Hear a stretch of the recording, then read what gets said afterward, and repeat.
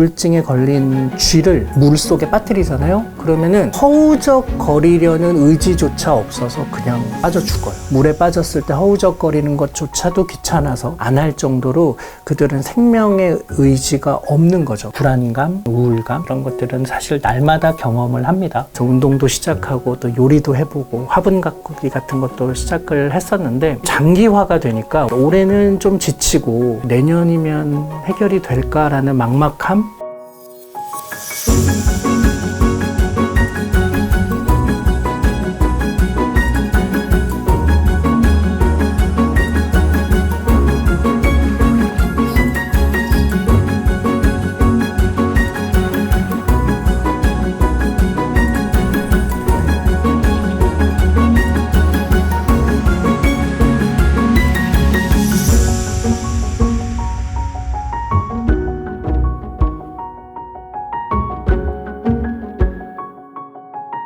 주변에 누군가와 식사를 하면 여지없이 나오는 말은 요즘 참 우울하다, 되게 무기력하고 우울감은 늘고 행복지수는 조금 떨어지고 있어요. 경쟁주의가 굉장히 심각해지면서 저 사람보다 불행하다고 느끼는 코로나를 겪으면서 사회적인 활동들이 줄어들고 저 자신의 삶 안에 침잠해 들어가는 그런 시간들이 늘어나면서 우울감이 좀 늘어났고요.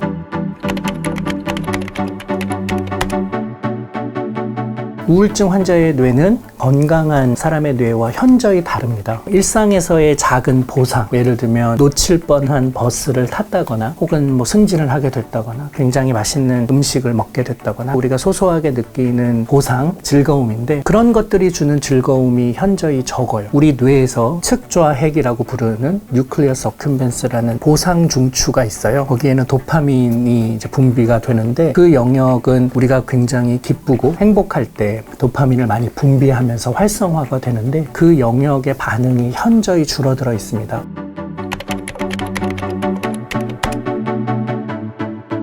20대, 30대의 불안지수가 우리나라 같은 경우엔 전 연령대 중에서 가장 높거든요. 내가 어떻게 하면 취직할 수 있는지 이런 것들이 불확실하죠. 불확실한 상황에서의 경쟁만큼 사람을 불안하고 우울하게 만드는 환경이 없습니다. 또 하나의 중요한 지표 중에 하나가 자살인데 그 우울감이 깊어져서 내 삶을 여기서 마무리 짓고 싶다고 할 정도로 굉장히 극단적인 선택이 우울감을 보여주죠. 우리나라의 20, 30대의 자살률은 상당히 높고요. 특히 여성 자살률이 예전에 비해서 굉장히 크게 많이 늘었습니다. 그 다음에 70, 80대의 자살률이 높습니다. 노후 보장 제도가 잘 갖춰져 있지 않은 데다가 그 세대가 그거를 충실히 잘 준비하진 못했고 우리나라 노인 자살률은 전 세계 압도적인 1등입니다. 세대별로도 우리나라의 우울감과 그것과 연결된 자살률은 다른 나라하고는 조금 다른 독특한 특징이 있다고 볼 수 있습니다.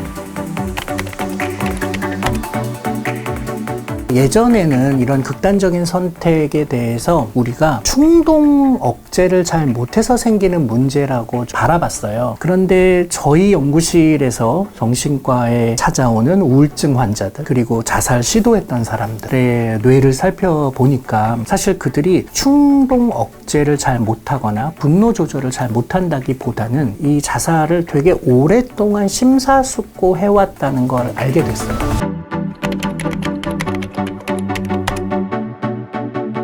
우리 사회는 너무 사회적 안전망이 잘 갖춰져 있지 않은 데다가 우울증에 걸렸다거나 자살을 시도하면 그들을 자책하게 만드는 책망하는 사회이기도 해요. 우울증에 걸린 쥐를 물속에 빠뜨리잖아요. 그러면은 허우적거리려는 의지조차 없어서 그냥 빠져 죽어요. 물에 빠졌을 때 허우적거리는 것조차도 귀찮아서 안 할 정도로 생명의 의지가 없는 거죠. 노력이 부족하거나 의지가 빈약해서가 아니라 그들이 아주 굉장히 특별한 상황에 지금 놓여 있고 그것은 우리 모두가 걸릴 수 있는 병이기 때문에 우리 사회 전체가 이 문제를 해결하려고 노력해야 된다. 자살하려는 마음을 어떻게 누그러뜨리고 다시 삶의 의지를 되찾거나 우리가 어떤 방식으로 대화를 이끌어야 될지 공감해야 될지 어떤 단어는 사용하지 말아야 할지 이런 것조차 프로토콜이 제대로 만들어져 있지 않습니다. 그래서 저희 바람은 머신러닝 같은 인공지능으로 분석을 해서 어떤 방식으로 대화할 때 긍정적인 결과들이 이끌어지는지를 학문적으로 분석하려고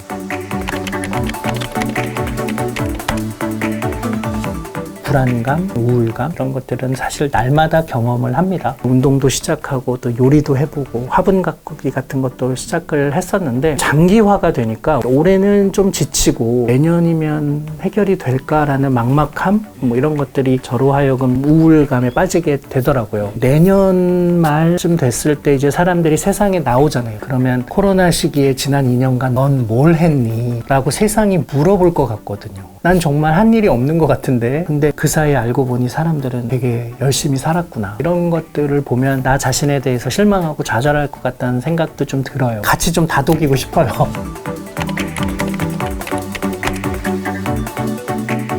뇌과학자다 보니까 제가 굉장히 존경하는 신경학자인 올리버 섹스의 모든 것은 그 자리에 라는 책을 권해드리고 싶습니다. 올리버 섹스는 평생 정신질환 혹은 신경질 환자들을 치료하고 또 그들과 대화하는 의사였는데 뇌가 갖고 있는 경이로움 같은 것들을 드러내는 글쓰기를 해온 작가예요. 인생의 마지막에 썼던 에세이 모음인데 죽음을 어떻게 맞이하고 또 그때 굉장히 깊은 우울감, 또 절망감, 좌절감 그걸 또 딛고 일어서는 또 삶을 초월하는 통찰에까지 이르는 과정들이 그 에세이 안에 담겨 있어요.